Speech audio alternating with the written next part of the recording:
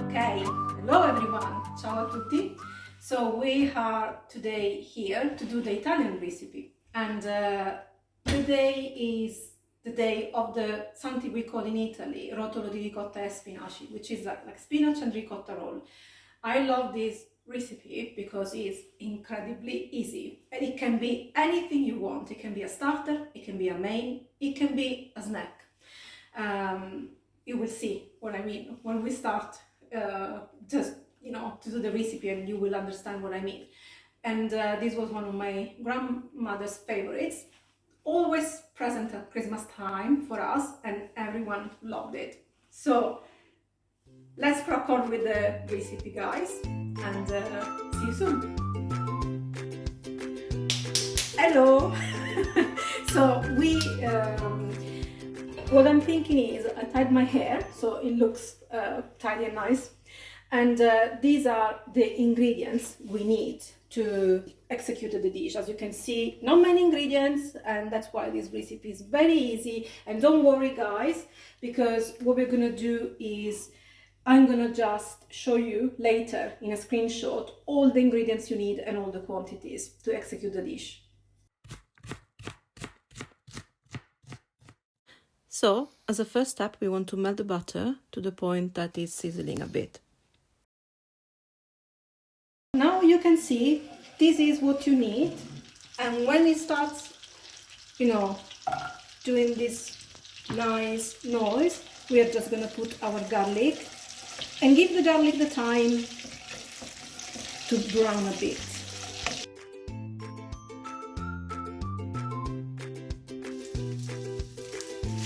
Hello. So once we have our garlic that it browned a bit, we are going to start this, basically the next step, which is we start adding the spinach. Guys, try to add as much as you can, but not all of them at once. So what we're going to do is we're going to just add our spinach. We're just going to let them cook a bit and shrink, and then we add more. Okay.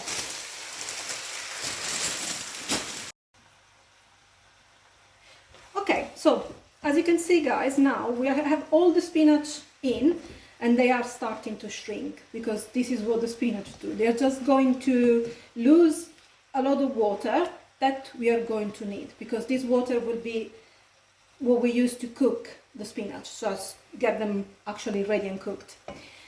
I will get back once the spinach are cooked, and I'm going to show you what we're going to do once they are completely cooked. As you can see, guys, now all the water is here and the spinach are already cooked. They don't need much cooking. And what you need to do at this point, you add a bit of salt, like a pinch of salt, of course. Do not add too much, because you can still add some salt later. So what we're going to do is we're just going to give a couple of more minutes, and then what we need to do, guys, is we need to squeeze this out, so this water out. So we just need to squeeze the spinach completely, drain them, because they are just going to have already all the taste they need, but we don't need all this extra water for our dish. We are back, and the first thing I want to show you is this is how they need to look like. They need to be almost completely drained of this excessive water. What I also did is I took the garlic off, let's say, but just keep it here just in case you like it, you can eat it. I don't, but if you do, you can just eat it if you want, but it doesn't need to be in our roll. Okay, so this is how the spinach needs to look like, and this is the time when you want to start your oven. 200, and leave it there. So at this moment you start the oven, because the next step will be mixing all the ingredients, and I'll show you. Okay, guys, as we say, what we're gonna do now is we're just gonna mix all the ingredients. The spinach are already in our bowl. I am going to add the ricotta. all of it is probably for the best. And then what we want is a generous amount of grated Parmesan. I didn't find the Parmesan today, it's Grana, but it's good anyway, good amount. What we're gonna do is, the next is a pinch of black pepper, and at this moment a pinch of nutmeg. Be careful with the nutmeg, it's a very strong spice, so this really needs to be probably better if you just put it in your hands like that, so you can, you know, it needs to be a tiny bit. It's a very strong spice, it can easily overpower every other taste. And at this point you just need to start mixing all together. And when you mix, what you need to try to do is, it needs to be, of course, really well, but what you're going to try to do is also you're going to try to break a bit your spinach. It will make it easier when you just need to fill the roll. Okay guys, now we are ready to start with the actual roll. So the oven is already going, and the next step was, you know, just leave the puff pastry like that, and with a small fork start doing this, because will help us to, you know, with the cooking. So it should be better, it should just cook, you know, evenly. So that's when this is done, you don't need to do much, just a bit. And then you can start filling the roll. So get the first bit and then start spreading it, you know, all over the pastry. Try not to go too close to the corners, because when we roll it, this could just cause, you know, some issues. So the best is try to concentrate the filling in the middle and leave a bit on the side. So I'm gonna finish this and I will be back when it's all done, so you will see the final result. Guys, I tried already the filling. It's just amazing. Okay guys, so this is what it needs to look like in order to make sure that we don't have too much filling, or we don't have it too much filling, you know, around the corners.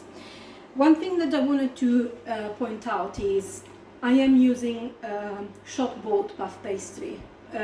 This is, when I say this is a very quick and easy recipe, so yes, it can be quick and easy. I just, you know, bought the puff pastry from the shop, but this can be something more elaborate if you are up for the challenge to make your own puff pastry.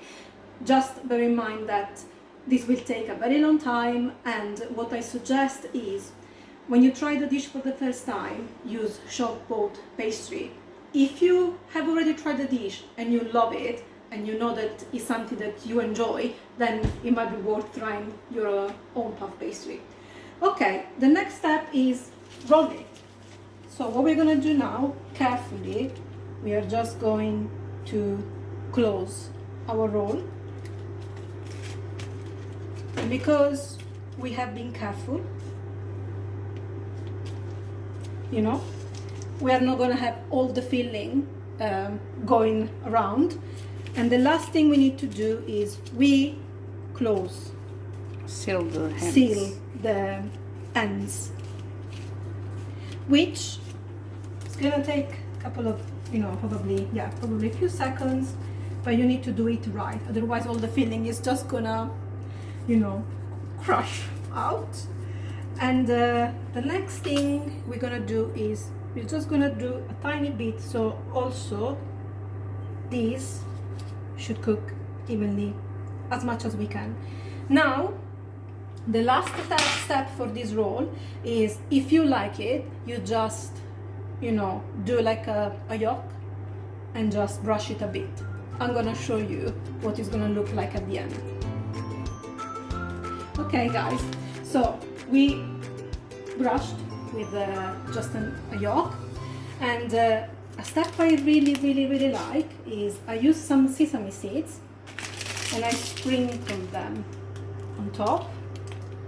I do like this a lot because they are gonna cook in the oven and they are gonna taste very nice. So just a tiny bit of sesame seeds sprinkled, you know, on top, and guys, this is our roll ready, and it's ready to go in the oven. And what I suggest is, because the oven is just gonna be very warm now, you start with 15 minutes and then you just go and check, because this is gonna change. It might change, you know, based on the temperature you put and, you know, how long your oven has been preheating for. So let's start with 15 minutes and then we are gonna go and check if it's cooking nicely. Okay guys, this is the end of the recipe, and this is, you know, how the roll should look like. Smells so good. And the next step is going to be, I am going to just ask Paula to cut the roll and we will show you this lovely noise. Well, I have the duty of cutting this lovely roll, right? So let's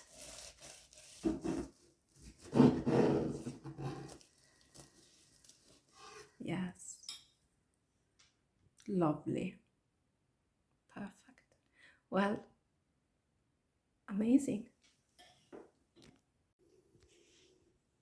Okay, so look guys, Paula cut it and she did a wonderful job. And for me, I am going to try it now to see, you know.